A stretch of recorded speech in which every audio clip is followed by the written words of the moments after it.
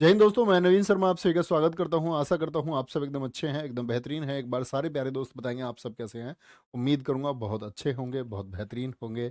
हरिपाल, मनीषा यादव, पंकज कुमार, अक्षय वारहदे, कंचन महतो, राज पाठक, Amol quintal, सभी प्यारे बच्चों का स्वागत है। और प्यारे बच्चे, इंटरनेशनल ऑर्गेनाइजेशन हमने पढ़नी शुरू की थी, उसी क्लास को आज हम आगे बढ़ाएंगे। बहुत ध्यान से जो चीज़ें मैं महत्वपूर्ण बताऊं उन चीज़ों को मार्क करते हुए चलना। और जो भाई पीडीएफ बनाते हैं वो भी महत्वपूर्ण चीज़ों को मार्क कर दिया करें, हालांकि वो करते हैं और भी बहुत ध्यान से कर दिया करें, ठीक है। अच्छा, अभी शुरू करते हैं। आज प्यारे बच्चे हम लोग, मैंने बताया था कहाँ से शुरू करेंगे। विश्व व्यापार संगठन, वर्ल्ड ट्रेड ऑर्गेनाइजेशन, इसको हम बोलते हैं, क्या बोलते हैं? World Trade Organisation. और आप सारे बच्चे जानते हैं कि वर्ल्ड ट्रेड का क्या मतलब है। तो आप कहेंगे भैया जी, वर्ल्ड ट्रेड का मतलब तो ये हुआ सभी देश आपस में व्यापार करते हैं। सभी देश आपस में व्यापार करते हैं ना, तो व्यापार के लिए कुछ नियम बनाने पड़ेंगे। पूरी दुनिया में जो ये व्यापार होता है तो उसके नियम बनाता है डब्ल्यूटीओ। डब्ल्यूटीओ का इतिहास क्या है? दरअसल में इसका नाम प्यारे बच्चे 1947 में आईटीओ, इंटरनेशनल ट्रेड यूनियन, क्या बोलते हैं इसको? आईटीओ नहीं, आईटीयू, आईटीयू। 1947 में इसका नाम आईटीयू, इंटरनेशनल ट्रेड यूनियन, ठीक है, हुआ करता था। 1948 में जो आईटीयू था, इसको पता आईटीयू क्यों लिख रखा है? क्योंकि इसको कई बार इंटरनेशनल ट्रेड ऑर्गेनाइजेशन भी कहा गया है। तो आईटीयू को गाट कहा जाने लगा। गाट क्या था? गाट था journal agreement on tariff and trade. तो आप लोगों को इतिहास में क्या चीज याद रखनी है कि डब्ल्यूटीओ बनने से पहले 1947 में आईटीयू था और 1948 में ये गैट हुआ। लेकिन डब्ल्यूएचओ कब हुआ फाइनली? 1 जनवरी 1995 को डब्ल्यूटीओ की स्थापना हुई। ये लाइन हमारे काम की है, जो कॉम्पिटिटिव एग्जाम में बराबर पूछी जाती है, ठीक है। तो journal agreement on trade and tariff, Uruguay round. Uruguay round क्या है? तो उरुग्वे में आपका देश मिले बहुत सारे डब्ल्यूटीओ को स्थापित करने के लिए, क्योंकि सेकेंड वर्ल्ड वॉर अपने खात्मे की तरफ था और ये देख रहे थे कि जो देश बर्बाद हो चुके हैं या देश जो विकास की तरफ है, उन देशों को कैसे उभार करके वापस पटरी पर लाया जाएगा। तो उरुग्वे में ये राउंड हुआ था 1946 से 86 से 94। और इसकी समाप्ति के बाद माराकस, माराकस स्थल पर हुई उरुग्वे। तो माराकस संधि हम कहते हैं। कब हुई है? 1 जनवरी 1995 को। डेट क्या याद रख लेनी है? डब्ल्यूटीओ की स्थापना और डब्ल्यूटीओ का हेडक्वार्टर, ठीक है। सर हिस्ट्री की क्लास कितने दिन और चलेगी? बेटा 24 तक ही चलेंगे क्लासेस सारी, ठीक है, 24 तक। हिस्ट्री सबसे बड़ा उसका सिलेबस है ना, सबसे बड़ा, नहीं तो हम उसको खत्म कर देते पहले भी। और हेडक्वार्टर कहाँ है इसका? जेनेवा में। ऐसे याद रख लेना भैया, व्यापार तो रिस्की होता है, बिजनेस तो जान ले लेता है। बहुत बढ़िया, बहुत शानदार। प्रियंका शर्मा जी बहुत ठीक उत्तर लिखते हुए, very good. Monika, good evening बच्चों। इसके प्रमुख कौन है? नागाजी ओकांजा इवेला, क्या बोलोगे? नागाजी ओकांजा इवेला इसकी चीफ है। और इंपॉर्टेंट बात क्या है, ये पहली महिला और साथ में अफ्रीकी भी हुई हैं, यानी अफ्रीकन तो है ही ये चीफ बनने वाली, महिला भी पहली है। तो इसी बार एसएससी सीजीएल आपका प्यारे बच्चे जो 2022 हुआ, उसी में क्वेश्चन पूछा गया, नाकोजी ओकांजा इवेला किस देश की हैं? तो क्या बोलोगे? ये भैया अफ्रीका के देश नाइजीरिया की है। क्या बोलोगे? नाइजीरिया की हैं आपकी नागाजी ओकांजा इवेला। कुल सदस्य कितने हैं डब्ल्यूटीओ में? 164 हैं और 164वां है अफगानिस्तान। ये काउंट नहीं करेंगे इसमें। 23 हैं इसमें पर्यवेक्षक देश, जिनको हम ऑब्जर्वर कंट्री। ऑब्जर्वर कंट्रीज का भैया जी क्या काम होता है? तो ये सब देश तो आपस में संधि किए हुए हैं, ट्रीटी साइन कर रखी है। 23 पर्यवेक्षक देश हैं अलग से, जिनके साथ ही अपने व्यापार के संबंध अच्छे बना करके रखते हैं। वो इनकी मदद करते हैं, गाइड करते हैं, कई बार पैसे से मदद करते हैं। तो वही ऑब्जर्वर कंट्री होती है। तो ऑब्जर्वर कंट्री कभी मेन कंट्रीज में काउंट नहीं होंगी। कभी भी आपसे पूछेगा डब्ल्यूटीओ में सदस्य कितने हैं, तो आप कहेंगे 164। वो दिक्कत? बहुत बढ़िया। आगे चले, नेक्स्ट। अगला आता है यूरोपियन यूनियन। नाम से ही आपको पता चलता है प्यारे बच्चे, यूरोपीय देशों का एक समूह है। इसका यूरोपीय देशों का एक समूह है और इसकी स्थापना कब हुई थी? 1 जनवरी 1958 को रोम में ट्रीटी हुई, रोम संधि से इसकी स्थापना हुई। सदस्य देश प्यारे बच्चे इसमें कितने हैं? 27 हैं। सदस्य देश कितने हैं? 27 हैं। पहले ये 28 हुआ करते थे, लेकिन ब्रिटेन ने क्या कर दिया? यूरोपियन यूनियन को छोड़ दिया, इसको छोड़ करके चला गया। हेडक्वार्टर कहाँ है इसका? ब्रुसेल्स में, और ब्रुसेल्स क्या है? बेल्जियम की राजधानी है। ठीक है, आगे याद रखेंगे। यूरो का चलन, यूरो का चलन कब से हुआ? 1 जनवरी 2002 से। मोस्ट इंपोर्टेंट बात है। तो भैया यूरो क्या है? तो प्यारे बच्चे, हिंदुस्तान की अपनी करेंसी है रुपीज, यूरोप की अपनी करेंसी है। ठीक है, कौन सी? यूरो। जैसे यूएस की डॉलर है, ब्रिटेन की पाउंड है, जापान की येन है, चाइना की रेनमिनबी है, दक्षिण अफ्रीका की रैंड है, ऐसे ही जैसे रूस की रूबल है। तो यूरोपियन यूनियन के इन देशों ने बोला हम अपनी एक करेंसी बना लेते हैं, उसको यूरोपियन यूनियन का नाम इन्होंने दिया। तो कितने देश हैं? ये 27 है। और कितने देश यूरो अपनाते हैं? पहले इनकी संख्या 19 हुआ करती थी, लेकिन अभी 20वां देश क्रोएशिया 1 जनवरी 2023 से क्रोएशिया भी क्या करेगा? यूरो को अपनाएगा। 1 जनवरी 2023 से इसने भी क्या बोला कि मैं अब यूरो अपनाऊंगा। और इनकी अपनी मुद्रा थी क्या? क्रोएशियन कुना, वो मुद्रा अब बंद हो जाएगी। ऐसे प्रश्नों को एसएससी हमेशा पूछता है, ये इंपॉर्टेंट है, किसी ना किसी शिफ्ट में जरूर आएगा। और आपसे क्वेश्चन पूछा जाएगा क्रोएशिया की मुद्रा पहले क्या थी? तो क्रोएशिया की मुद्रा पहले क्या थी प्यारे बच्चे? तो क्रोएशिया की मुद्रा पहले थी क्रोएशियन कूना, क्रोएशियन कूना थी मुद्रा। ठीक है, कोई दिक्कत? ब्रिटेन 2020 में, अभी मैंने बोला ना पहले कितने देश थे? अभी कमेंट सेक्शन में सारे बच्चे बोलें एक बार, पहले कितने देश थे? पहले 28 थे। तो ये ब्रिटेन क्या है? ब्रिटेन बाहर चला गया। 2015 की घटना है, आर्थिक मंदी दुनिया में आई, तो विश्लेषकों ने कहा कि ब्रिटेन को यूरोपियन यूनियन से बाहर हो जाना चाहिए। ब्रिटेन ने बोला, लेकिन वहां पर एक राय यह भी थी कि ब्रिटेन यूरोपियन यूनियन से अगर बाहर होता है तो ब्रिटेन बर्बाद हो जाएगा। लेकिन वहां की सरकार चाहती थी कि वो यूरोपियन यूनियन से बाहर हो जाए, तो इसीलिए वहां पर प्लेबिसाइट, रेफरेंडम, जनमत संग्रह कराया गया, लोगों से वोटिंग कराई गई और लोगों ने क्या बोलेंगे, बहुमत से कहा कि हमको यूरोपियन यूनियन से बाहर हो जाना चाहिए अगर सरकार चाहती है।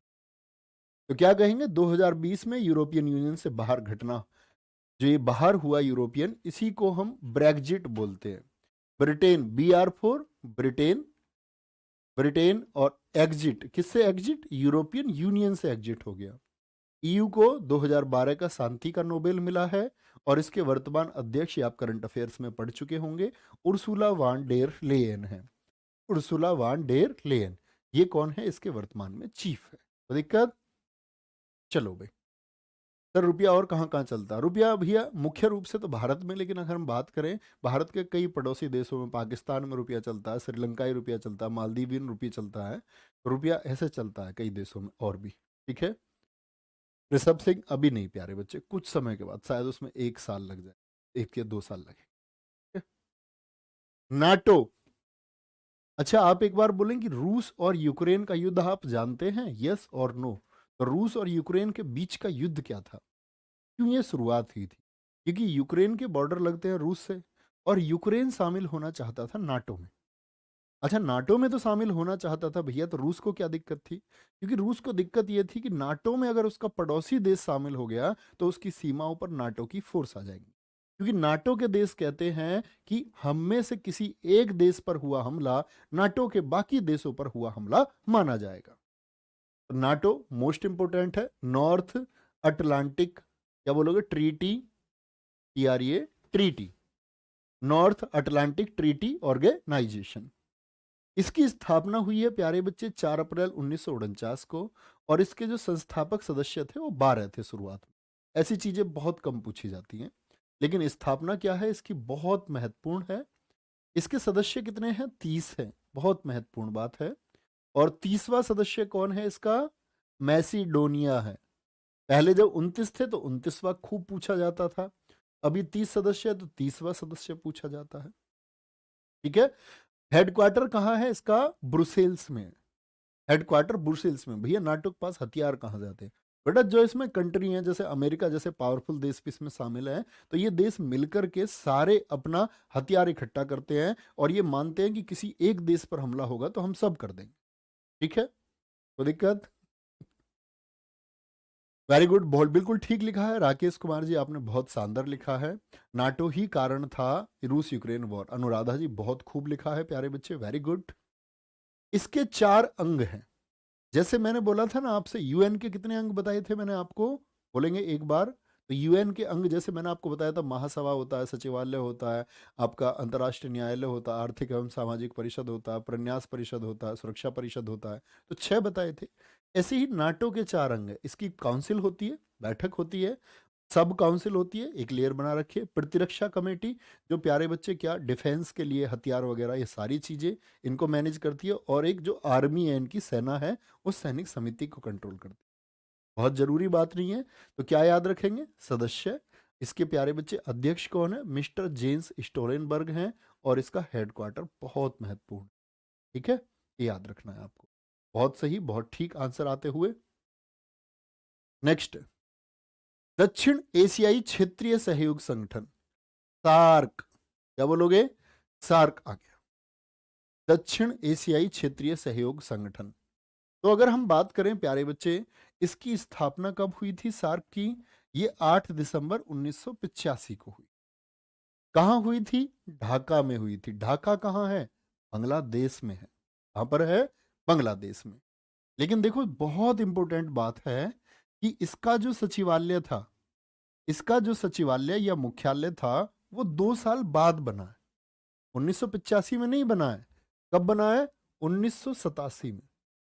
और याद करो प्यारे बच्चे, जैसे मैंने आपको बताया था, यूएन का सचिवालय कितने साल बाद बना था? तो यूएन की स्थापना 1945 में हुई थी, लेकिन उसका मुख्यालय मैनहट्टन, जो मैंने आपको बताया था मैनहट्टन द्वीप पर न्यूयॉर्क में, कितने साल बाद बना था? तो आप कहेंगे भैया जी वो 7 साल बाद बना था। ऐसे ही ये कितने साल बाद बना है? ये 2 साल बाद शामिल हुआ। इसका सचिवालय कहां पर है? काठमांडू, नेपाल में है। स्थापना कहां हुई है? ढाका में। इसमें सदस्य देश कितने हैं प्यारे बच्चे? 8 हैं। और यहां से बहुत क्वेश्चन पूछता है, आपसे पूछेगा कौन सा देश सार्क का सदस्य नहीं है। तो कितने हैं? ये 8 हैं। इन 8 को हम कैसे याद करते हैं? MBBS, पानी से। MBBS पूरी कर ली पानी पी के। MBBS पानी। M4 क्या है प्यारे बच्चे? इसमें मालदीव है। क्या बोलोगे? मालदीव है। और B4 क्या है? भूटान। B4 उधर लिखे हुए हैं सारे, आप देख सकते हैं। B4 क्या है? बांग्लादेश है। S4 प्यारे बच्चे क्या है आपका? श्रीलंका है। क्या है? श्रीलंका है। P4 प्यारे बच्चे क्या है आपका? पाकिस्तान है तो ये ना पाकिस्तान वैसे, अफगानिस्तान। और बार बार पूछा जाता है अफगानिस्तान इसमें कब शामिल हुआ था? अफगानिस्तान इसमें प्यारे बच्चे 2007 में शामिल हुआ। ठीक है। नेपाल हो गया, क्या बोलेंगे? नेपाल हो गया आपका।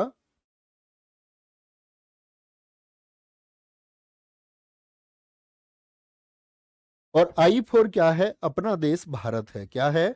I4 अपना देश भारत है। ठीक है, तो ये 8 देश हैं। क्या बोलोगे आप? 8 देश हैं। MBBS मालदीव हो गया, भूटान। अगर हम इनकी बात करें प्यारे बच्चे, भारत से इनकी स्थिति कहां पर है? तो देखो पाकिस्तान इधर है, अफगानिस्तान इधर है, नेपाल के बाद में इधर भूटान हो गया। भूटान के बाद में कौन आया आपका? बांग्लादेश हो गया। बांग्लादेश के बाद में प्यारे बच्चे क्या हो गया आपका? इधर श्रीलंका हो गया, इधर मालदीव हो गया। और मालदीव के साथ में प्यारे बच्चे कौन हो गया आपका? एक देश और कौन सा बच गया हमारा? 3 4 7, एक अपना देश, ये प्यारा भारत हो गया। ठीक है, तो ये 8 देश है। अब इनका लोगो देखो कैसे बनेगा। ऐसे ही लोगो बनाया हुआ है लगभग, यही शेप है ना लोगो की भी, देखो ये बना हुआ लोगो। तो ये आपके सारे देश इकट्ठे हैं। ठीक है, इतनी बात में कोई दिक्कत? भैया मुझे सार्क के याद है, वेरी गुड, बहुत अच्छी बात है, याद है ना। पर्यवेक्षक देशों की संख्या, अभी SSC JEE 2020 में पूछा गया क्वेश्चन था। SSC नहीं पूछा, सदस्य देश पूछेगा तो 8 कहेंगे। पर्यवेक्षक देश अभी बताया था ना, पर्यवेक्षक देश क्या होते हैं? जो बाहर से मदद करते हैं, इनके साथ तालमेल बनाया जाता है। सार्क कंट्रियों के लिए पर्यवेक्षक देश हैं, इनके साथ तालमेल बना करके रखो। देखना ध्यान से। अब ये पर्यवेक्षक देशों में प्यारे बच्चे ना तो आपको 9 याद करने की आवश्यकता है, बाकी अगर हम बात करें इसमें ऑस्ट्रेलिया है, मैं आपकी जनरल नॉलेज के लिए बता दूं, याद मत करना, चाइना है, यूएसए है इसमें, यूरोपियन यूनियन है इसमें, ईरान, जापान, मॉरिशस है, ईरान है, जापान है, मॉरिशस है, भारत का पड़ोसी देश म्यांमार भी है, क्या बोलोगे, म्यांमार भी है, ठीक है, साउथ कोरिया भी है, दक्षिण कोरिया भी है। तो इस तरह से ये 9 पर्यवेक्षक देश इसमें हैं। आपको ये पढ़ने की आवश्यकता नहीं है, सिर्फ संख्या याद कर, ठीक है, कोई दिक्कत। चलो भाई, भैया पाकिस्तान को ना पाकिस्तान क्यों कहते हो आप? बेटा मैं इसलिए कहता हूं क्योंकि वो हमेशा, हमने हमेशा उससे दोस्ती का हाथ बढ़ाया, लेकिन वो दोस्ती के हाथ को हमेशा क्या पीछे खींच लेता है, वो एक दगाबाज देश की भूमिका निभाता है। पहला सम्मेलन क्या बोलोगे कहां पर हुआ ये प्यारे बच्चे? इसका जहां पर इसकी स्थापना हुई थी ढाका में, यहीं पर हुआ था, ठीक है। नेक्स्ट। अच्छा, अगर हम बात करें सार्क का दूसरा सम्मेलन कहां हुआ था, सार्क का दूसरा सम्मेलन कहां पर हुआ था? तो दूसरा सम्मेलन हुआ था इसका भारत में। तो भारत में तो पहला हो गया वो, क्योंकि पहला ढाका में हुआ ओवरऑल। तो भारत में पहला सम्मेलन 1900 कहां हुआ? 86, बंगलुरु। बंगलुरु कौन से स्टेट में है प्यारे बच्चे? कर्नाटक में है, ठीक है। सार्क के वर्तमान महासचिव कौन है? एसाला रूवेन वीराकून है। लेकिन इंपोर्टेंट बात क्या है प्यारे बच्चे, जब सार्क बना था तब उसके महासचिव कौन थे? ये भी इतना ज्यादा नहीं पूछा जा सकता, अबुल एहसान। लेकिन बहुत महत्वपूर्ण है कि क्या कभी कोई भारतीय भी सार्क के अध्यक्ष रहे हैं, या कभी कोई भारत के महासचिव रहे हैं? तो आप कहेंगे प्यारे बच्चे, पहले भारतीय महासचिव थे सीलकांत शर्मा। क्या बोलेंगे? सीलकांत शर्मा। भैया आपसे पूछने में कुछ डर लगता है कहीं कोर्स ब्लॉक न करवा दे, नहीं ऐसे मैं मजाक कर लेता हूँ, ठीक है, कोई दिक्कत?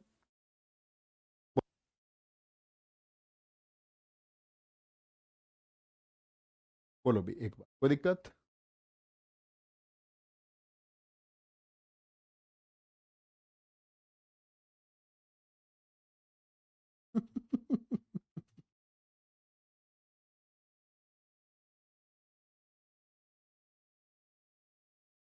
चलो बोलेंगे भी, कोई दिक्कत?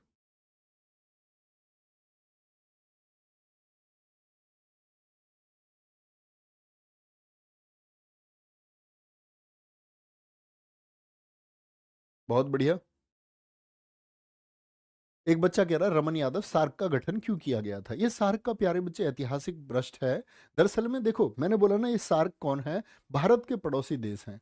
तो पड़ोसी देश है, मैंने पहले ही लिख दिया, उसका नाम आप पढ़ो, क्या बोलेंगे, south Asian association for regional cooperation. ये सारे देश आपस में क्षेत्रीय सहयोग करें, तो आपको उसके नाम में ही वर्णित है, ठीक है।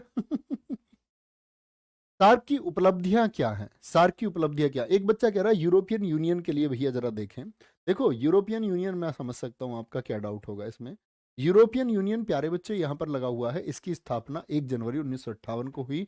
तो इकोनॉमिक तरीके से इसकी स्थापना कब हुई थी? 1957 की बैठक के बाद, रोम की संधि 1958 से। लेकिन अगर हम इसका आधुनिक स्वरूप देखें, अगर हम इसका आधुनिक स्वरूप देखें, एक बच्चे ने पूछा 1993 क्यों कहते हैं, तो इसका आधुनिक स्वरूप आपका प्यारे बच्चे 1 नवंबर 1993 से प्रभावी है। किसका? यूरोपियन यूनियन का। अच्छा भैया क्या इसको पूछेगा? तो देखो, इसको विकल्प में नहीं देता और इसको विकल्प में देता है। जब आधुनिक पूछना चाहता है तो इसको नहीं देता। उस बात के लिए आप निश्चिंत रहिए, ठीक है, कोई दिक्कत इस बात में? आगे आएंगे। सार्क की उपलब्धियां क्या हैं? सार्क के सदस्य देशों ने एक मुक्त व्यापार क्षेत्र, फ्री ट्रेड एरिया, क्या बोलेंगे, वह कौन सा संगठन है जिसने फ्री ट्रेड एरिया विकसित किया है? जैसे प्यारे बच्चे, मैंने आपको बताया अभी श्रीलंका के हालात क्या हैं, कमजोर हैं। तो श्रीलंका से जो व्यापार भारत आता है, तो आप जानते हैं टैक्स लगता है, तो ट्रेड पर एक ट्रेड टैक्स लगता है। तो ये इन्होंने आपस में क्या कर रखा है, एक फ्री ट्रेड एरिया विकसित कर रखा है कि हम इसको चीन, क्या बोलेंगे, इसको श्रीलंका को हम लोग मदद करेंगे। ओके, चलो भाई आगे आए। साप्टा आपके पढ़ने की चीज तो नहीं है, लेकिन जनरल एक नजर मांग ले। साउथ एशियन प्रिफरेंशियल ट्रेनिंग, क्या बोलेंगे, south south Asia preferential trading agreement, इसको हम बोलते हैं। ये क्या है? 1995 में सार्क के सदस्य देशों के मध्य व्यापार को प्रोत्साहित, यानी कि व्यापार को क्या करने के लिए, पीक पर ले जाने के लिए, कि भाई आप अपने बिजनेस को ग्रोथ करें सभी देश। तो इसके लिए क्या बनाया, साप्टा को बनाया गया था सार्क के द्वारा। ये सार्क की एक उपलब्धि है। सार्क विश्वविद्यालय, भारत में एक सार्क विश्वविद्यालय कि सार्क कंट्रीज के जो देशों के प्यारे बच्चे आपस में मदद करें, अपने देश के बच्चों को, अपने देश के बच्चों की शिक्षा के लिए कार्य करें। तो उसके लिए एक यूनिवर्सिटी काम करती है, सार्क विश्वविद्यालय, जो दिशा निर्देश देती है। कहाँ पर है सार्क विश्वविद्यालय, ये बहुत इंपॉर्टेंट बात है। सार्क विश्वविद्यालय कहाँ पर स्थित है, ये मैंने आपको प्रैक्टिस सेट में भी बताया था। क्या बोलेंगे, तो 2010 चाणक्यपुरी नई दिल्ली में है। एक कह रहा भैया क्या ये चाइना से सारे देश लड़ेंगे, ऐसा कहीं नहीं होता। ठीक है सर, आपने खाना खा लिया, नहीं बेटा मैं घर जाके खाऊंगा क्लास के बाद में। ठीक है, कोई दिक्कत।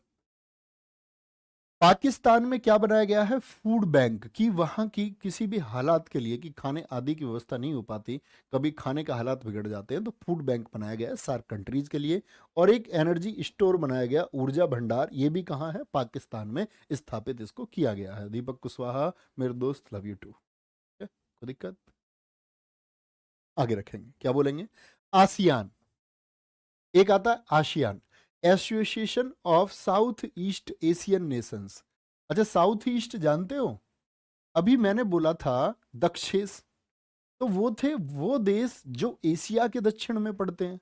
रीजनिंग में जानते हो ना दिशाओं को, क्या बोलते हैं, ये नॉर्थ है प्यारे बच्चे, ये साउथ है, ये ईस्ट है, और ये क्या है, ये वेस्ट है।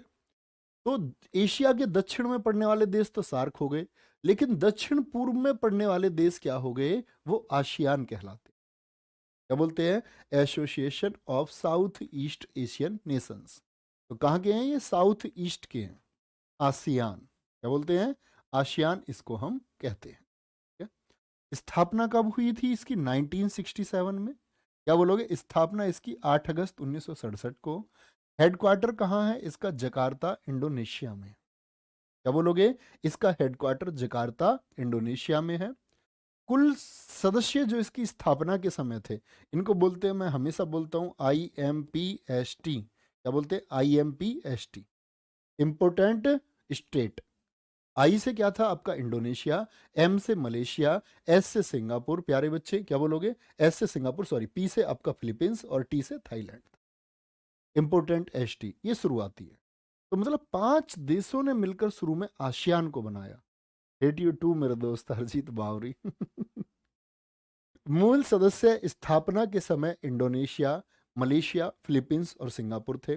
लेकिन वर्तमान में कितने देश है, 10। क्या भैया हमको 10 या ये 5 नाम याद करने की आवश्यकता है, बिल्कुल भी आवश्यकता है, सिर्फ सदस्य संख्या याद रख लेना।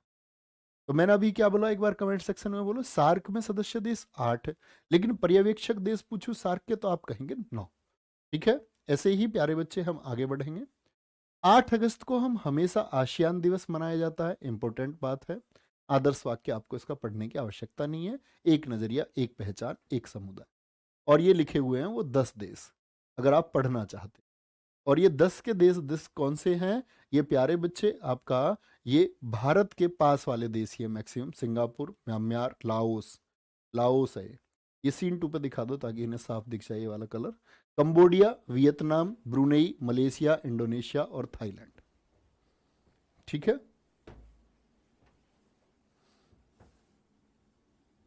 वेरी गुड, बहुत बढ़िया। अंकित ठाकुर, हाँ हाँ हाँ, घर पास में ही है भैया, 2 किलोमीटर दूर है घर। अब गांव नहीं जाता मैं, चलो आ जाओ, तुम गांव नहीं जाने देते। गुरुजी करंट कब तक का रेडी करें, बेटा अगर आपने मेरी क्लास देखी हैं सारी, तो मैं SSC के लिए आपको, GD की परीक्षा के लिए पहले ही जो चीज़ें आपको जिस तरह से पढ़ना चाहिए था, वो सारी चीज़ें मैं क्लास में आपको गाइड कर चुका हूँ पहले ही। शायद आप क्लासेस रेगुलर नहीं रहे हैं, और आप रेगुलर नहीं रहे हैं तो मैं उम्मीद करता हूँ प्यारे बच्चे, ये आपकी एक कमी रही है।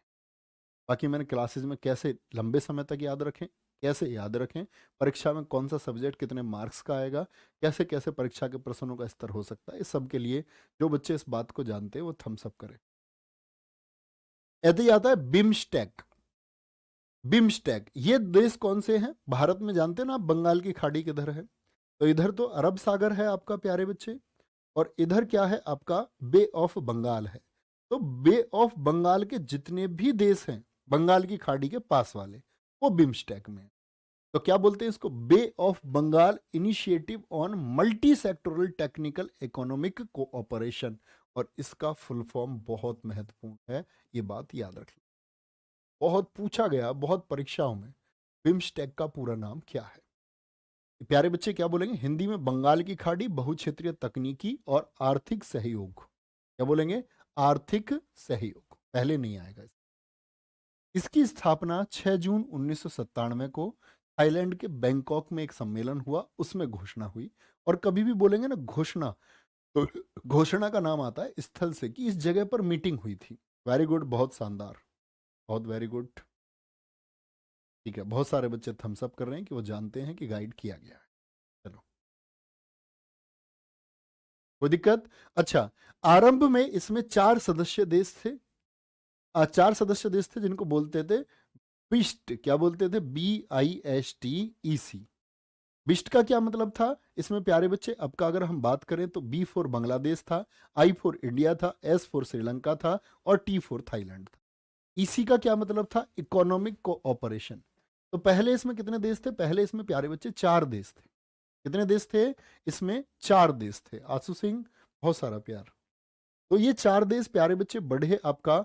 और आज कितने सदस्य देश हैं इसमें, इसमें 7 सदस्य देश हैं और इसका मुख्यालय ढाका में है। सार्क का कहां बताया था मुख्यालय, एक बार बोले तो आप कहेंगे काठमांडू में। भी आपने बताया कहां, काठमांडू में। आसियान का बताया मैंने आपको, जकार्ता। और ऐसे ही आपका मैं बता रहा हूं कि आपको ढाका में किसका है, बिम्स्टेक का।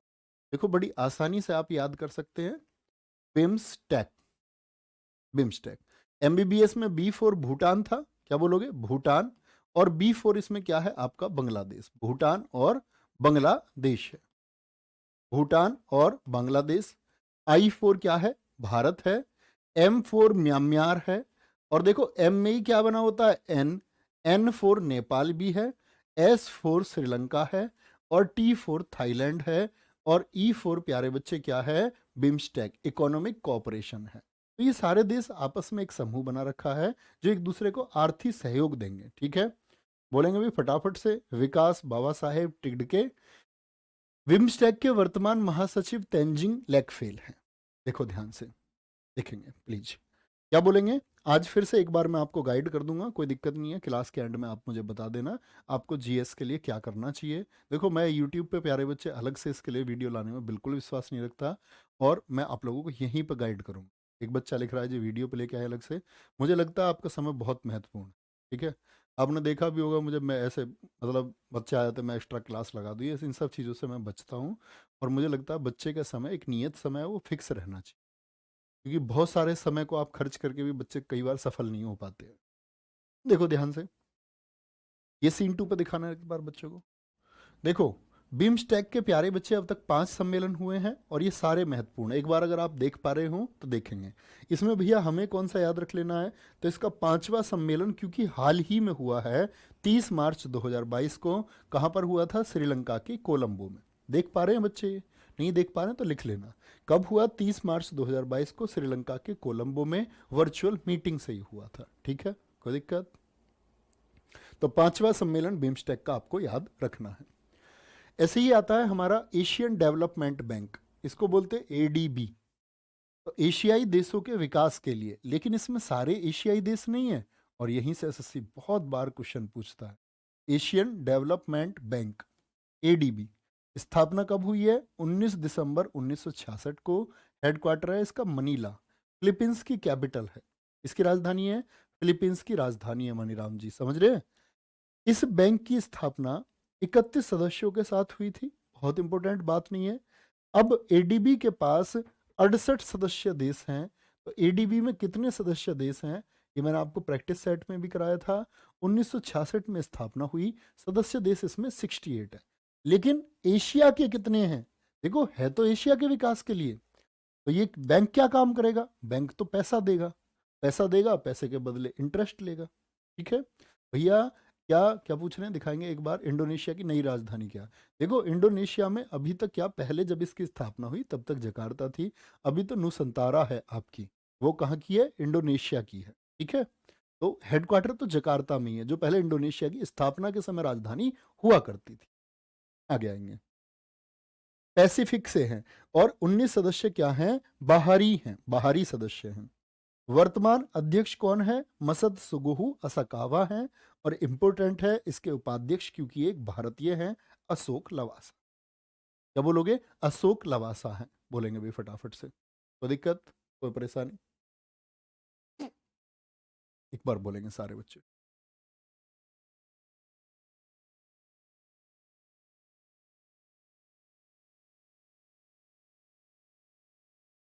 अब न्यू संतारा है, न्यू संतरा नहीं है। न्यू संतरा नहीं है भैया, न्यू संतारा है इंडोनेशिया की राजधानी। आगे आएंगे, राष्ट्रमंडल देशों पर आते हैं, कॉमनवेल्थ। आपने कभी सुना है प्यारे बच्चे राष्ट्रमंडल खेलों के बारे में, सुनते होंगे जब आप लोग पढ़ते हैं, अभी हाल ही में हुए भी थे आपका कॉमनवेल्थ गेम्स। तो अगर हम बात करते हैं राष्ट्रमंडल देश कौन से देश हैं, ये इनका लोगो है। राष्ट्रमंडल देशों की बात करें प्यारे बच्चे, वो सभी देश जिन पर ब्रिटेन ने क्या किया है, रूल किया है, शासन किया है। तो 1926 में बाल्फोर घोषणा हुई लंदन के पास में, तो क्या बोला गया कि हम लोग कॉमनवेल्थ बनाएंगे, राष्ट्रमंडल बनाएंगे। और लेकिन स्थापना कब हुई है इसकी, वेस्टमिंस्टर संधि हुई 11 दिसंबर 1931 को। मोस्ट इंपोर्टेंट, बहुत सारे बच्चे कहते हैं भैया हमने तो सुना है पहले राष्ट्रमंडल खेल 1930 में हुए थे। हालांकि मैं आपको गेम्स कल शुरू करने वाले हैं, हम गेम्स, तो गेम्स में हम पढ़ेंगे इस बात को कि राष्ट्रमंडल खेलों की स्थापना 1930 में कैसे हो गई, जब राष्ट्रमंडल ही 1931 में बना है। तो बाल्फोर घोषणा से हो गई, क्योंकि इसका स्ट्रक्चर पहले से तैयार था। ठीक है जी, आगे आएंगे। हेडक्वार्टर क्या है प्यारे बच्चे इसका, हेडक्वार्टर है लंदन में। क्या बोलोगे, हेडक्वार्टर है इसका लंदन में। और सदस्य देश इसके कितने हैं, भाई ब्रिटेन ने राज किया तो ब्रिटेन की राजधानी लंदन में ही होगा। ठीक है, सुशील कुमार कह रहे रिकॉर्ड क्लास है ये, तो उससे क्या अंतर होता है, लाइव क्लास में क्या मैं आपको डांस करके दिखाता हूँ, अगर रिकॉर्डेड क्लास भी है तो आपके लिए कंटेंट महत्वपूर्ण है, ना कि मैं आपका नाम लूं और आपके नाम लेकर के आपको ये बताता रहूं कि लाइव क्लास है, वो बिल्कुल महत्वपूर्ण नहीं है प्यारे बच्चे। ठीक है। कह रहे हैं कि जी रिकॉर्डेड क्लास है।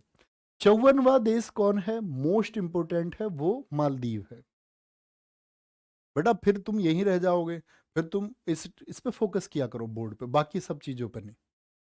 बोलते हैं, मैंने आपको एक कहानी सुनाई थी राजा रानी की, भगवान जी की, वो मैंने इसलिए नहीं सुनाई कि आप उसको सुन के भूल जाओ। मैंने बोला था जब पढ़ो तो उसी कहानी को सामने रख के पढ़ना, और परिवर्तन देखना अपने अंदर। जहां बैठे हो ना, वहां सामने सिर्फ 3 चीजें लिख दो, राजा, रानी, भगवान, पर्वत, सोना, चांदी। याद है वो भंडार वाली कहानी। तो आप भटकते जो हो ना इधर उधर, तो आपको वो सामने रहेगा तो याद आएगा, भटकना नहीं है। तो आपकी जिंदगी में कामयाब होने के लिए सबसे ज्यादा जरूरी चीज यही है।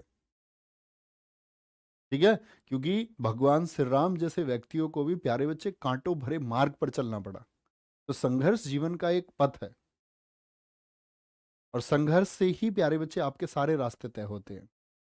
भगवान श्री राम पुरुषोत्तम अपने महल में नहीं बने, वो पुरुषोत्तम बने कब, आपका उस 14 वर्ष की यात्रा में। जो उनका 14 वर्ष की यात्रा, उससे उस यात्रा ने उनको उत्तम बनाया। तो आपकी जो तैयारी है, आपका जो संघर्ष है, यही आपको बनाएगा। ठीक है। कॉमनवेल्थ डे कब मनाया जाता है, 24 मई को। आप कहेंगे स्थापना 11 दिसंबर को, फिर 24 मई को राष्ट्रमंडल दिवस क्यों, क्योंकि महारानी का जन्मदिन था। महारानी क्या बोलोगे, विक्टोरिया का जन्मदिन है 24 मई को, इसीलिए कॉमनवेल्थ डे 24 मई को मनाया जाता है। ठीक है, आगे आएंगे। ओपेक, ओपेक कौन से देश हैं प्यारे बच्चे, ऑयल एंड क्या बोलोगे, ऑयल एक्सपोर्टिंग करने वाले कंट्रीज हैं। ये क्या करती हैं, Organisation of Petroleum Exporting Countries, जो ऑयल को, ऑयल से बोले तो पेट्रोलियम को एक्सपोर्ट करती हैं। एक्सपोर्ट का मतलब क्या होता है, बाहर भेजना। तो भारत भी अपना तेल मंगाता है, रूस से बहुत सारा तेल हम मंगाते हैं। तो इसकी स्थापना हुई थी 1960 बगदाद सम्मेलन में, बहुत इंपॉर्टेंट है। और कभी भी प्यारे बच्चे किसी भी ऑर्गेनाइजेशन का स्थापना, उसके सदस्य देश और उसका हेडक्वार्टर कभी मत भूलना, बाकी चाहे आप सब कुछ भूल। ठीक है, कोई दिक्कत। वर्तमान में सदस्य कितने हैं इसके, 14। कई जगह भी ये 13 लिखा हुआ है, जो कि एकदम गलत है। कई जगह क्या बोलेंगे 15 लिखा हुआ है, वो गलत है। वर्तमान में सदस्य देश इसके प्यारे बच्चे 14 हैं। ये 14 नाम भी याद करने मत बैठ जाना। ठीक है भैया, कुछ लोग ऐसे होते हैं जैसे कि भैंस के आगे बीन बजाना। अरे नहीं, ऐसा नहीं है यार। जो बच्चा शिक्षा से जुड़ गया, देखो सभी के अंदर परिवर्तन धीरे धीरे आता है। मैं आप लोगों से बिल्कुल एक्सपेक्ट ये नहीं करता कि आप एकदम से परफेक्ट तरीके से बिहेव करें, आप एकदम परफेक्ट तरीके से कमेंट सेक्शन में लिखें, नहीं। मुझे पता है आप अपनी शुरुआती दौर में हो, आप सीख जाओगे। आज मुझ में भी सुधार की गुंजाइश है, आपके अंदर भी है, दुनिया में हर किसी के अंदर होती है, मैं ये बोलता हूँ। लेकिन बात है कि सुधार हम कर रहे हैं या नहीं, ये महत्वपूर्ण। तो भैंस के आगे बीन नहीं बजाना का अर्थ है ये है कि आप ऑनलाइन एजुकेशन से जुड़े हैं, हमसे भरोसा करके जुड़े हैं, और आपका जो भरोसा है वो तो मैं कहूँगा कि आपको सारी चीज़ें फुलफिल होंगी, लेकिन आप बहुत ईमानदारी से, जितनी ईमानदारी से आप सिलेक्शन लेना चाहते हो ना, कि भारत सरकार आपको आपकी पूरी ज़िंदगी पैसे दे, क्या सच में सोचना आप लोग कि आप सच में उस ईमानदारी से तैयारी कर रहे हैं, या आप सिर्फ आप ही का सिलेक्शन हो इस बात के लिए आप तैयारी कर रहे हैं। तो ईरान है, इराक है, ये वो देश है इनके पास तेल के कुएं हैं। सऊदी अरब है, अल्जीरिया है, लीबिया है, नाइजीरिया है, गैबोन है, कांगो है, गिनी है, इक्वाडोर है, वेनेजुएला है। तो 14 देश हैं। ठीक है भैया जी, ऑस्ट्रेलिया और ऑस्ट्रिया अलग है, हाँ जी बिल्कुल अलग है। ऑस्ट्रिया यूरोप का देश है और ऑस्ट्रेलिया ओसेनिया महाद्वीप का देश। तो दिक्कत, ब्रिक्स की बात करते हैं। इसके लिए प्यारे बच्चे कई जगह पर लिखा हुआ होता है 2009। तो ये 2009 क्यों लिखा होता है? क्योंकि 2009 में एक घोषणा होती कि साउथ अफ्रीका इसमें आएगा, लेकिन साउथ अफ्रीका इसमें शामिल हुआ 2010 में। ब्रिक्स का मतलब क्या होता है भैया? B4 क्या है? इसमें ब्राज़ील है, क्या बोलोगे? B4 इसमें ब्राज़ील है। R4 प्यारे बच्चे इसमें रूस है। I4 अपना प्यारा देश इंडिया अर्थात भारत है। C4 क्या है? चीन है, क्या बोलेंगे? C4 चीन है। और S4 कौन है? आपका साउथ अफ्रीका है, क्या बोलोगे? साउथ अफ्रीका है। हमारे देश में बहुत सारे बच्चे ऐसे हैं जो आज भी उनसे पूछा जाए ना, क्या सब आज भी उनसे पूछा जाए ना कि भारत को अंग्रेजी में क्या कहते हैं, तो वो इंडिया बता देंगे। है ऐसा या नहीं है? दरअसल में भारत को अंग्रेजी में इंडिया नहीं कहते, भारत का नाम ही इंडिया अर्थात भारत है। उसको दोनों नामों से जाना जाता है, वो उसका कन्वर्जन नहीं है। बोलेंगे?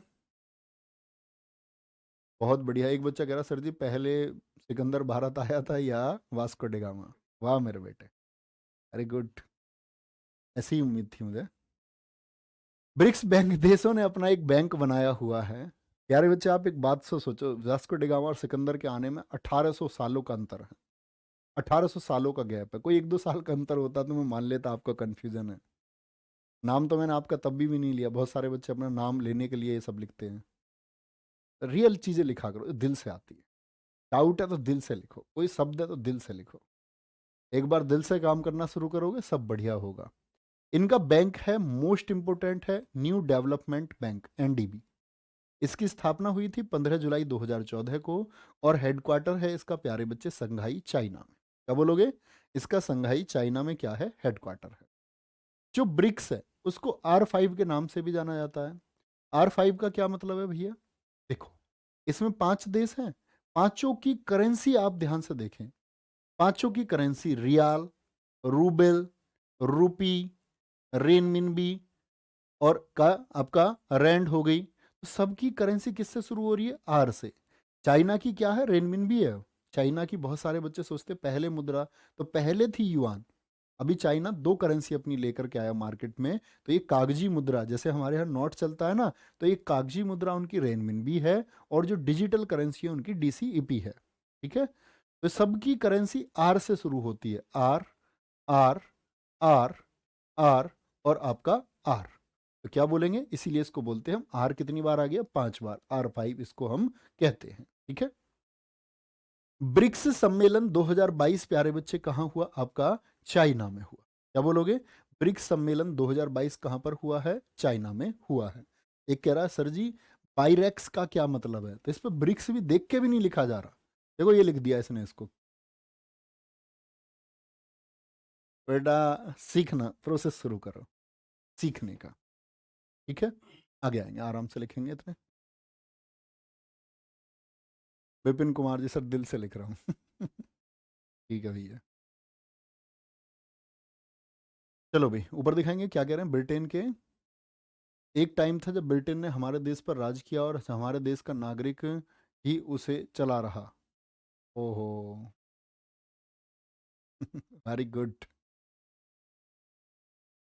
चलो।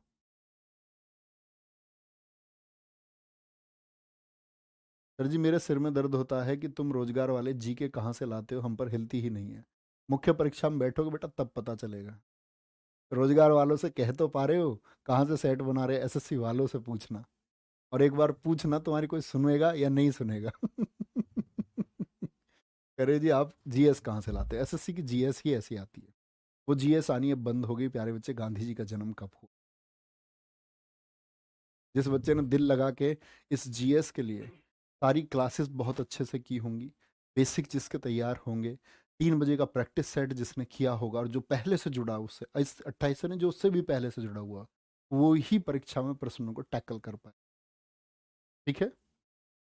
हाँ, तेल के कुएं की पुष्टि जगह जगह पर होती रहती है प्यारे बच्चे। अब आते हैं हम यूनेस्को पर। यूनेस्को, इसको क्या बोलते हैं? United Nations Educational Scientific and Cultural Organisation. And Cultural Organisation, इसका फुल फॉर्म बहुत इंपॉर्टेंट है। हिंदी में बोले तो संयुक्त राष्ट्र शैक्षिक वैज्ञानिक एवं सांस्कृतिक संगठन है। इसकी स्थापना हुई है प्यारे बच्चे 16 नवंबर 1945 को, और भारत इसका सदस्य बना 1946 में। इतनी चीजें हैं। ठीक है। अगली बात क्या आती है आपका? इसके सदस्य देश कितने हैं? 195 हैं, और 11 हैं इसके एसोसिएट सदस्य, मुख्य सदस्य नहीं है, बाहरी सदस्य इनको हम कहेंगे। क्या है ये? बाहरी सदस्य हैं। तो 195 क्या है इसके मुख्य हो गए। और इसी को हम बोलते हैं प्यारे बच्चे, पूरी दुनिया में जैसे हम बोलते हैं, एसएससी ने एक ही बार क्वेश्चन पूछ लिया, पूरी दुनिया में कितने देश हैं? तो बहुत सारे बच्चे बोलते हैं भैया 195 हैं, कोई बोलता है 206 हैं, तो 212 तब एसएससी ने इसका उत्तर सही माना। ठीक है। हेडक्वार्टर कहाँ है इसका? पेरिस में है। यूनेस्को का हेडक्वार्टर कहाँ पर है प्यारे बच्चे? पेरिस में है। इजराइल, अमेरिका, लिंकेस्टीन यूनेस्को के सदस्य नहीं है। क्यों भैया, इन तीनों को आपने क्यों लिख रखा है? क्योंकि प्यारे बच्चे, अगर हम बात करें, क्वेश्चन पूछता है निम्नलिखित में से कौन सा देश है जो यूनेस्को का सदस्य नहीं है। एक तो इजराइल, एक अमेरिका और लिंकेस्टीन, ये तीनों के तीनों क्या बोलेंगे? क्या बोलेंगे? तीनों के तीनों प्यारे बच्चे यूनेस्को के सदस्य नहीं। ठीक है। कोई दिक्कत, कोई परेशानी इस बात में? आगे आएंगे। वर्तमान महानिदेशक आंद्रे अजोले है। भैया एक बच्चा कह रहा भारत नाटो का सदस्य क्यों नहीं बनता? बेटा आप लोग विदेश नीति पे बात करना चाह रहे हो। अगर विदेश नीति पे बात करना चाहते हो और आपकी समझ इतनी है कि आप विदेश नीति को समझ सकते हैं, तो मेरे हिसाब से आप ये प्रश्न नहीं करते। और आप ये प्रश्न कर रहे हैं तो मैं समझूंगा आप अबोध बच्चे हैं अभी। तो अबोध बच्चे हैं तो मुझे समझाने के लिए उसके लिए काफ़ी समय चाहिए। क्योंकि अगर हम नाटो का सदस्य बन जाएंगे, शॉर्ट में समझो तो हम अमेरिका के साथ हो गए। कभी रूस से युद्ध हुआ तो हमको अमेरिका के साथ रूस से लड़ना पड़ेगा, तो हम नाटो में क्यों जाएं? छोटी सी बात है, बाकी इसका पीछे का बैकग्राउंड बहुत बड़ा है। इसके वर्तमान महानिदेशक कौन है? आंद्रे अंजोले हैं। कलिंग पुरस्कार प्रदान करती है आपका कौन? यूनेस्को। कौन प्रदान करती है? यूनेस्को कलिंग प्रदान करती है। और ये बड़ा इंपॉर्टेंट बात है, क्योंकि पूछा जाता है, बहुत बार एसएससी ने पूछा है कि कलिंग पुरस्कार कौन देता है? आपका यूनेस्को प्रदान करती है, ये बात याद रख लेना। और कब दिया जाता है ये? 10 नवंबर को। 10 नवंबर को होता है विश्व विज्ञान दिवस। तो विश्व विज्ञान दिवस, तो जो वैज्ञानिक प्रतिभा के लोग हैं या उस तरह की प्रतिभा को निखारने वाले लोग हैं, उस दिन मिलता है 10 दिसंबर को। और जो हमारे प्यारे बच्चे उड़ीसा के थे ना, उड़ीसा के सीएम बीजू पटनायक, इन्होंने यूनेस्को को बहुत सारा फंड दिया था और बोले कि एक कलिंग पुरस्कार आप शुरू करो। तो बीजू पटनायक जी की मदद से, जो उड़ीसा के भूतपूर्व सीएम थे, इनकी मदद से तैयार हुआ कलिंग पुरस्कार। और पहले भारतीय कौन बने थे इस कलिंग पुरस्कार को जीतने वाले? पहले भारतीय थे भारतीय बच्चे कौन? जगजीत सिंह जी थी। 1963 में मिला था इनको। क्या बोलोगे? 1963 में जगजीत सिंह जी को मिला था आपका कलिंग पुरस्कार। ये हमेशा याद। ठीक है। बहुत बढ़िया। भैया करेंसी और कैपिटल आप कराएंगे? नहीं प्यारे बच्चे, मैं स्टैटिक जीके में वो नहीं कराता हूँ कभी भी, करेंसी एंड कैपिटल। उससे ना तो प्यारे बच्चे, अगर मैं पूछा भी जाता है क्वेश्चन तो बहुत बेसिक क्वेश्चन आता है, और वो छठी क्लास की चीज़ें हैं। अब तुमको मैं राजधानी याद कराने लग जाऊँ, फिर कुछ बच्चे बोलेंगे राज्यों की राजधानी याद करा दो जी, मुद्रा याद करा दो। ठीक है। बहुत बढ़िया, दिलीप यादव जी एकदम सही लिख रहे हैं। 18 अप्रैल विश्व विरासत स्थल यूनेस्को द्वारा चयनित किए जाते हैं, यानी कि वर्ल्ड हेरिटेज साइट। पूरी दुनिया में प्यारे बच्चे जो सांस्कृतिक जगह हैं, सांस्कृतिक जैसे कि कुछ मंदिर हो गया, या आप पूछे तो कोई ऐसी प्राचीन कोई ऐसा स्ट्रक्चर हो गया जिसको बचाए रखना जरूरी है, जो बताएगा पहले स्ट्रक्चर ऐसे हुआ करते थे। याद है आपको मैंने बताया था ताजमहल को यूनेस्को की विश्व विरासत सूची में कब शामिल किया गया था? जरा बोले कमेंट सेक्शन में। मैंने आपको बताया था लाल किला वो धरोहर है, ठीक है, हुमायूं का मकबरा है, तो वो स्ट्रक्चर दिखाते हैं। स्ट्रक्चर आपका राजस्थान के इतने बड़े किले हैं, कुंभलगढ़ का किला है, जैसलमेर का किला है, आमेर का किला है, तो ये क्या है, स्ट्रक्चर को दिखाते हैं। तो यूनेस्को क्या करता है प्यारे बच्चे, विश्व विरासत के स्थलों को चुनता है। पूरी दुनिया में 1154 स्थल हैं, ये जुलाई 2021 तक का डेटा है, ठीक है। और सर्वाधिक स्थल किस देश के हैं? ये इटली के हैं आपका 58। इसके बाद चाइना का स्थान आता है 55 के साथ में। तो दिक्कत आगे आएंगे, क्या बोलोगे? इससे आगे आते हैं प्यारे बच्चे। अब इसको सीन 2 पे दिखाना है एक बार। यूनेस्को के भारत के 40 स्थल कौन से हैं?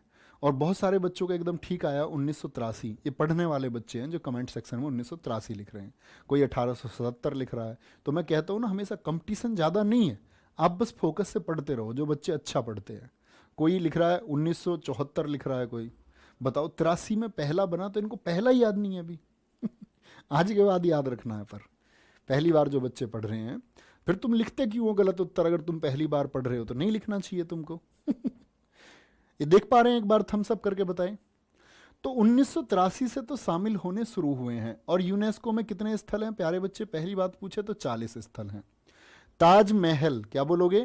ताजमहल, आगरा का किला, ये चारों के चारों 1983 के हैं। 1983 में इनकी शुरुआत हुई थी। कोणार्क सूर्य मंदिर और साथ में महाबलीपुरम के स्मारक। बहुत क्वेश्चन पूछता है, महाबलीपुरम के स्मारक किस राज्य में स्थित है? तमिलनाडु में। काजीरंगा आप जानते हैं, मानस कहाँ का है? असम का। ये प्यारे बच्चे दोनों के दोनों 1985 के हैं। केवला देव राजस्थान का है। और हम्पी के स्मारक कहाँ के हैं? बहुत पूछेगा, हम्पी के स्मारक कहाँ है? कर्नाटक में। ये 1986 का है। खजुराहो कहाँ पर है? खजुराहो के टेम्पल्स हैं, स्मारक हैं, एमपी में। क्या बोलोगे? मध्य प्रदेश में। बहुत महत्वपूर्ण है, मार्क करके रखना। खजुराहो 1986 के हैं। फतेहपुर सीकरी की अगर हम बात करते हैं प्यारे बच्चे, ये कहाँ है? आगरा में, उत्तर प्रदेश, 1986 में है। गोवा के गिरजाघर का कॉन्वेंट गोवा में। एलिफेंटा की गुफाएं कब आपका यूनेस्को में शामिल हुई? 1987 में। साथ में पश्चिम बंगाल का सुंदरवन। ये क्या बोलोगे? पट्टादकल, पे-टे-टे-आ ऐसे लिखना, पे-टे-टे-आ। फिर से मैं लिख देता हूँ, इसको हम पट्टा का क्या बोलते हैं? पट्टादकल बोलते हैं। बहुत पूछता है पट्टादकल के स्मारक समूह किस राज्य में स्थित हैं? कर्नाटक में है। तो 1987 के हैं ये सब। क्या बोलोगे? 1987 के। नंदा देवी और फूलों की घाटी, चोल मंदिर हो गया तमिलनाडु और उत्तराखंड के, 1987-88 के। सांची के बौद्ध स्तूप, हुमायूं का मकबरा बहुत पूछा जाता है, कब? 1993 में। कुतुब मीनार कब शामिल हुई? 1993 में। तो दिल्ली के। भारतीय पर्वतीय रेलवे मोस्ट इंपोर्टेंट है, पश्चिम बंगाल का प्यारे बच्चे, 1999 में। बोध गया, जहां प्यारे बच्चे क्या बोलते हैं? बोध गया कितना प्रसिद्ध स्थान है बिहार का? 2002 में। भीमबेटका की गुफाएं जरूर याद रख लेना, ये मध्य प्रदेश में 2003 में। तो बताया मैंने, खजुराहो और आपका प्यारे बच्चे कौन? मध्य प्रदेश। छत्रपति शिवाजी टर्मिनल, ये 2004 में। चंपारण उद्यान, क्या बोलोगे? चंपारण उद्यान कहाँ पर है? ये गुजरात में है, 2004 में, ठीक है, 2004 में। लाल किला, भैया नेशनल पार्क करवाएंगे? हाँ जी बिल्कुल करवाएंगे, ठीक है। लाल किला, बाकी सब कुछ करेंगे। लाल किला कब? 2007 में प्यारे बच्चे। जंतर मंतर बहुत इंपॉर्टेंट है, क्या बोलोगे? राजस्थान वाला, 2010 में। पश्चिमी घाट, महाराष्ट्र, तमिलनाडु, केरल, गोवा, कर्नाटक का जो घाट है, ये जानते हो ना, ये पश्चिमी घाट, ये कब का है? 2012 का। राजस्थान के पहाड़ी दुर्ग, ये बड़ा महत्वपूर्ण है। तो शायद मैंने ये आपको एक बार बताया भी था कि राजस्थान के जो पहाड़ी दुर्ग हैं प्यारे बच्चे, इसमें कौन कौन से हमारे किले आते हैं? तो इसमें एक तो आता है, अच्छा एक बार देखना, बिगर सीन 2 का दिख रहा है क्या? राजस्थान के पहाड़ी दुर्ग में क्या बोलेंगे? चित्तौड़गढ़ का किला। किसका किला? चित्तौड़गढ़ का जो दुर्ग है, चित्तौड़गढ़ का जो दुर्ग है, ये हो गया आपका कुंभलगढ़। मैंने बोला था चीन की दीवार के बाद में सबसे लंबी दीवार है, क्लास में भी मैंने आपको पढ़ाया था। कुंभलगढ़ हो गया, चित्तौड़गढ़ हो गया, रणथंबोर हो गया, क्या हो गया, रणथंबोर हो गया, गागरोन का किला हो गया, इसमें किसका, गागरोन का किला हो गया, गागरोन दुर्ग हो गया, आमेर का दुर्ग हो गया, किसका, आमेर का दुर्ग हो गया, गोल्डन, जिसको हम प्यारे बच्चे क्या बोलते हैं, गोल्डन दुर्ग भी बोलते हैं, जैसलमेर हो गया, जो मैंने फोटो भी आपको दिखाया था कि सूर्य की तरह चमकता है। तो ये 6 जो किले हैं हमारे, इनको हम बोलते हैं राजस्थान के पहाड़ी दुर्ग। क्या बोलते हैं, राजस्थान के पहाड़ी दुर्ग हैं। ठीक है, दिख रहा है, वेरी गुड। राजस्थान के पहाड़ी दुर्ग मोस्ट इंपोर्टेंट हो गए। रानी की वाव जो 100 रुपए के नोट पर है, गुजरात में, बहुत महत्वपूर्ण है। नालंदा विश्वविद्यालय प्यारे बच्चे बिहार का, बहुत इंपॉर्टेंट है, मैंने इतिहास में आपको नालंदा विश्वविद्यालय के बारे में बताया था। कंचनजंगा सिक्किम में स्थित है। ठीक है, ये आप सारे नाम अगर हम बात करेंगे तो हम राष्ट्रीय उद्यान पढ़ेंगे तब भी आएंगे। ठीक है, क्या बोलोगे, यहां पर आता है प्यारे बच्चे आपका, क्या बोलोगे, ली कार्बुजिए वास्तुशिल्प हो गया, अहमदाबाद ऐतिहासिक शहर हो गया, मुंबई के विक्टोरियन हो गए, और सबसे इंपॉर्टेंट है इसमें ये बाकी के 3 कि जयपुर शहर हो गया आपका, और प्यारे बच्चे रामाप्पा मंदिर कहाँ का, तेलंगाना में, ये 39वां यूनेस्को स्थल बना था, और धौलावीरा जो आपने पढ़ा था हड़प्पा में, ये 40वां स्थल बना था, कहाँ का, गुजरात का। तो दिक्कत, भैया मिलान सीरीज जब चलेगी तो प्रैक्टिस सेट बंद हो जाएंगे, हाँ जी, मिलान सीरीज के समय सिर्फ मिलान सीरीज चलेगी, कोई दिक्कत नहीं, वेरी गुड। रिवीजन किया करें प्यारे बच्चे, अभिषेक सोनी। भैया जी मैं भीमबेटका की गुफाओं में बैठकर क्लास कर रहा हूँ, अच्छा, चलो वेरी गुड, बहुत शानदार।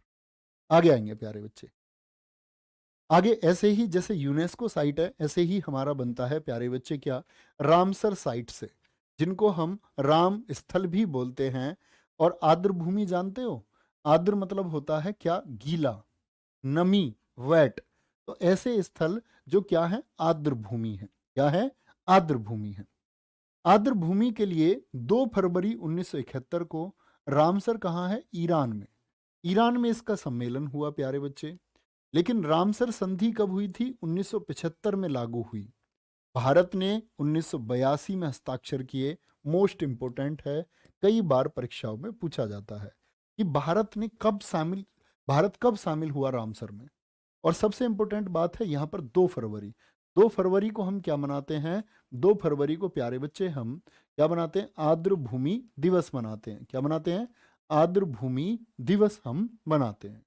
तो जितनी भी दुनिया में मान के चलो झीलें हैं, बड़े, जैसे तालाब है, तालाब के पास नमी होती है या नहीं होती, तो जितनी भी झील हैं, उन झीलों के पास में प्यारे बच्चे, उन झीलों के पास में जो नमी आ गई है उसको हम बोलते हैं, ऐसे स्थलों को रामसर साइट के तहत क्या है कि इनको सुरक्षित रखा जाए।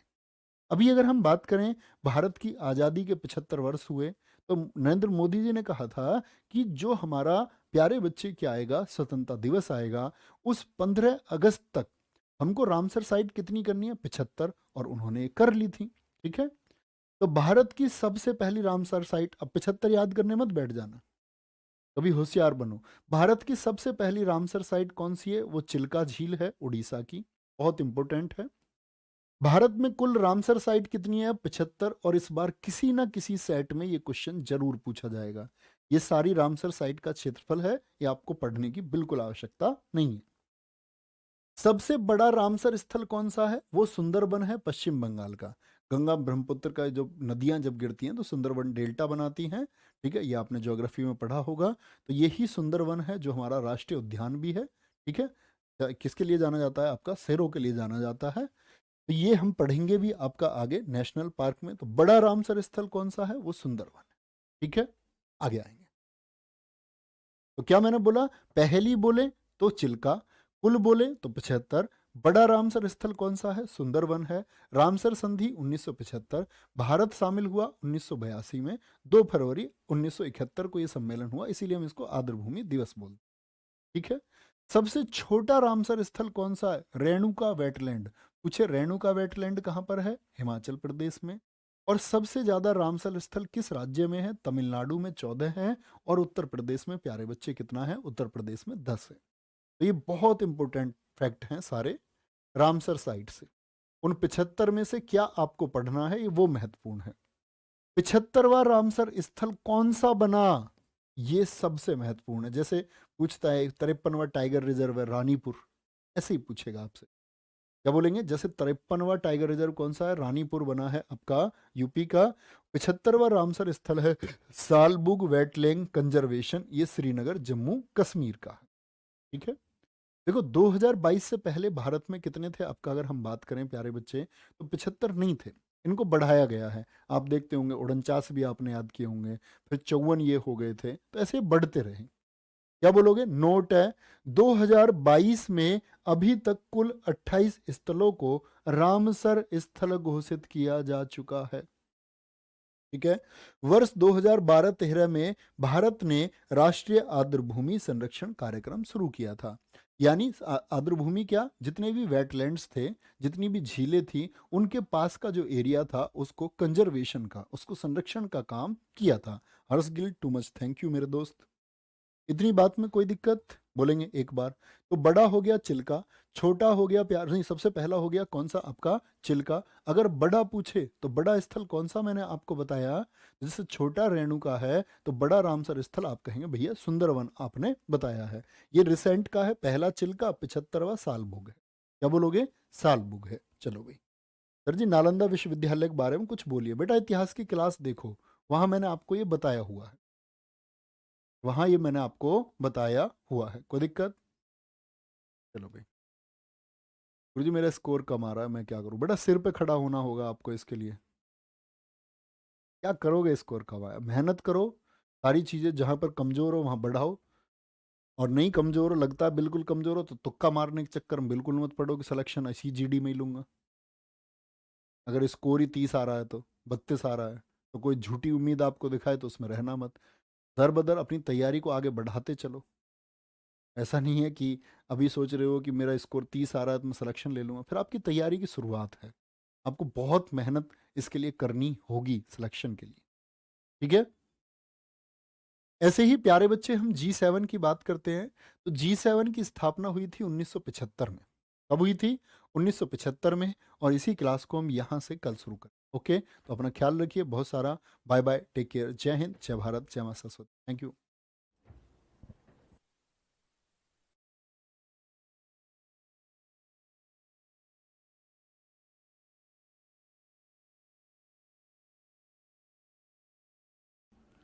लास्ट के टाइम पर एक बच्चे ने सही बताया, क्या कह रहे हैं कि भैया आपने बोला था लास्ट के 2 मिनट में बता देंगे, तो मैं आपको एक बार बता देता हूं प्यारे बच्चे।